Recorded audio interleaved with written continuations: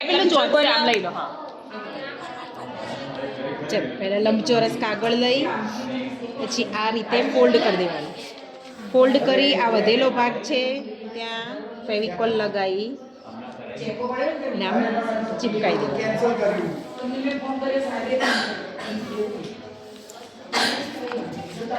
ચીપકાયા બાદ આમ કરી અહીંયા ફોલ્ડ કરવાનું વચ્ચેથી, બરાબર વચ્ચેથી.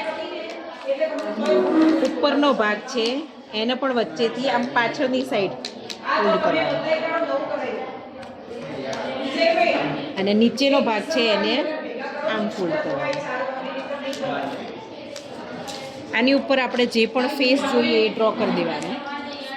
કાન લગાડી દઈએ